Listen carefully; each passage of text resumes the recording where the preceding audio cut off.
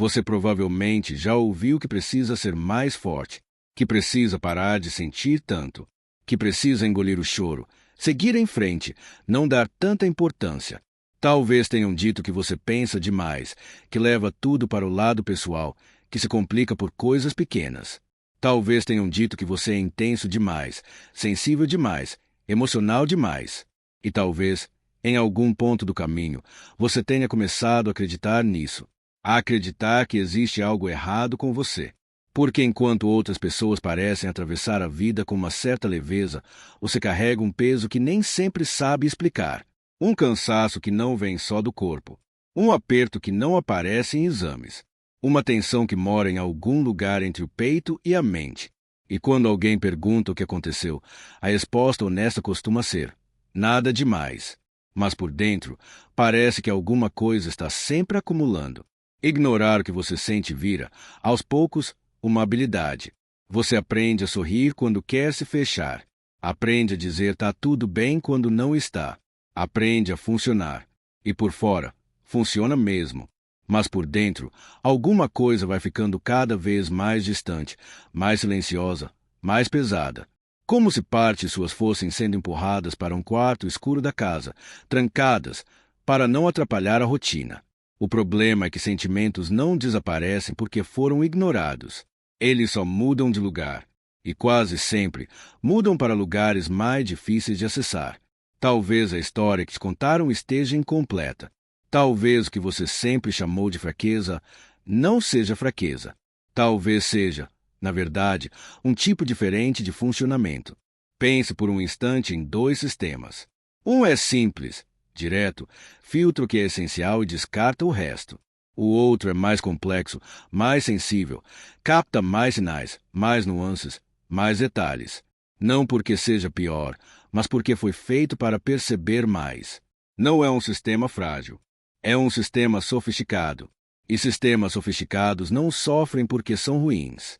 Sofrem quando são usados como se fossem simples. Existe um tipo de mente que funciona como uma câmera em alta resolução. Onde outras pessoas veem apenas a cena geral, essa mente percebe as sombras, os microgestos, as mudanças quase invisíveis de tom, de clima, de intenção.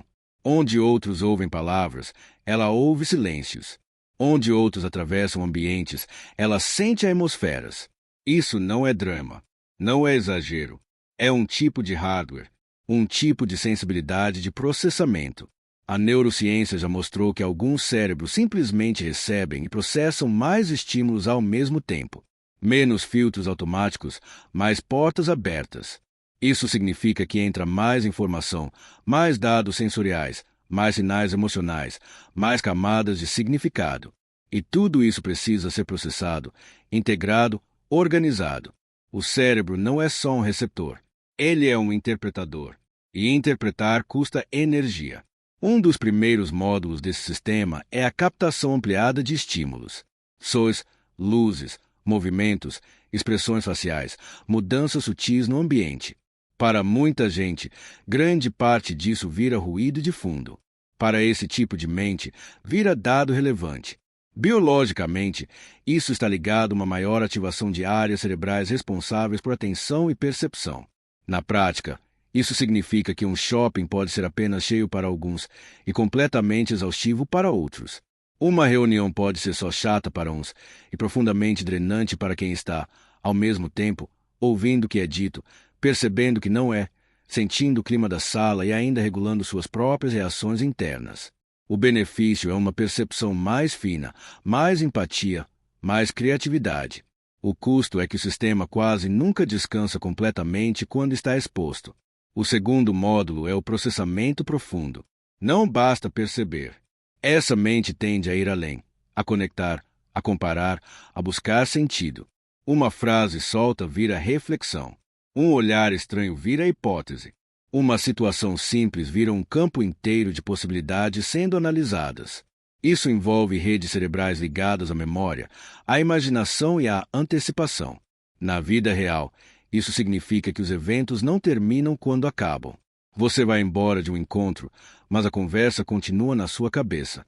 Você deita na cama, mas o dia inteiro passa de novo, em câmera lenta, sendo revisitado, reinterpretado, reorganizado. O benefício é profundidade, aprendizado, crescimento. O custo é que o descanso mental fica raro.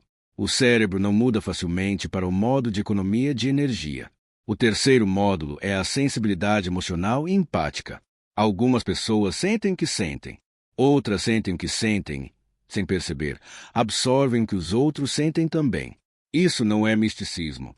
É uma combinação de atenção, leitura de sinais sociais, sistemas neurais que respondem fortemente às emoções alheias. Em um ambiente tenso, essa pessoa não apenas percebe a tensão. O corpo reage como se estivesse dentro dela. Estar perto de alguém ansioso, irritado ou triste pode ser tão cansativo quanto viver essa emoção em primeira pessoa. O benefício é uma enorme capacidade de cuidado, conexão e compreensão. O custo é uma carga emocional que muitas vezes não foi escolhida. Quando você junta esses três módulos, começa a fazer sentido aquele cansaço estranho que aparece mesmo quando o dia foi fisicamente leve. O corpo ficou sentado, mas o cérebro correu. Muita informação, muito processamento, muita regulação emocional. E aqui entra o ponto central. O que acontece quando você passa tempo demais ignorando o que sente não é que você fica mais forte. É que você vai acumulando uma sobrecarga invisível. O mundo moderno não foi desenhado para esse tipo de sistema. Vivemos cercados de estímulos, notificações, ruídos, pressões sociais, demandas emocionais indiretas. Poucos lugares oferecem silêncio de verdade. Poucos contextos respeitam limites de processamento. E então, quando você se sente cansado demais, quando precisa se afastar, quando quer ficar sozinho, começa a achar que há algo errado com você. Mas esse cansaço não é drama, é sobrecarga. O isolamento não é defeito. Muitas vezes é regulação. O desligamento não é fuga. É um limite biológico sendo respeitado, mesmo que inconscientemente. Se você coloca um computador potente para rodar programas pesados 24 horas por dia, sem pausa, ele não trava porque é fraco. Ele trava porque está sendo usado além do regime para o qual foi desenhado. Ignorar o que você sente é exatamente isso. É continuar rodando processos internos pesados sem nunca fechar nenhum. E ainda assim, se esse tipo de sistema fosse só um problema, ele teria desaparecido ao longo da evolução. Traços muito custosos e sem benefício tendem a ser eliminados. O fato de pessoas assim sempre terem existido diz algo importante. Em grupos humanos sempre houve espaço para diferentes tipos de mente. Enquanto alguns eram feitos para ação rápida, outros eram feitos para a observação cuidadosa. Enquanto alguns avançavam, outros percebiam riscos, liam o ambiente, antecipavam consequências, cuidavam das relações internas do grupo. A sensibilidade profunda está ligada à antecipação, à leitura emocional, à estratégia de longo prazo. É o tipo de mente que sente mudança no ar antes da tempestade, que nota o detalhe que mais tarde se revela crucial. Isso tem valor coletivo, mesmo que o mundo atual nem sempre saiba reconhecer.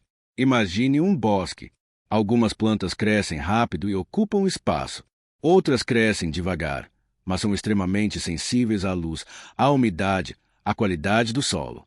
Não sobrevivem em qualquer lugar, mas, no ambiente certo, florescem com uma complexidade e uma delicadeza impressionantes. O problema nunca foi a planta. O problema é plantá-la no deserto e chamá-la de fraca porque ela não suporta o sol do meio-dia. Ignorar o que você sente é continuar tentando viver como se você fosse uma planta feita para o deserto, quando não é. Não é que você precise se tornar menos sensível. É que precisa de ambientes, ritmos, relações compatíveis com o seu sistema. A saída não é anestesiar, não é endurecer, não é desligar a força. Isso só cria mais cansaço, mais desconexão, mais sensação de estar se traindo por dentro. A saída é aprender a cuidar do seu próprio sistema como ele é proteger as entradas, escolher melhor os ambientes, respeitar os tempos de recuperação, criar espaços de silêncio onde o cérebro possa esfriar. Isso não é uma lista de tarefas. É uma mudança de relação consigo mesmo. É parar de se tratar como um erro que precisa ser corrigido e começar a se tratar como um instrumento delicado que precisa de certas condições para funcionar bem. Limites não são muros contra o mundo. São filtros para que o mundo não te atravesse de qualquer jeito. Quando você começa a ouvir o que sente, algo muda. O cansaço deixa de ser um inimigo misterioso e vira um sinal. Um aviso de que houve estímulo demais, emoção demais, processamento demais sem pausa suficiente. E sinais não existem para nos envergonhar, existem para nos orientar. Talvez você perceba que não é o esforço físico que mais te esgota.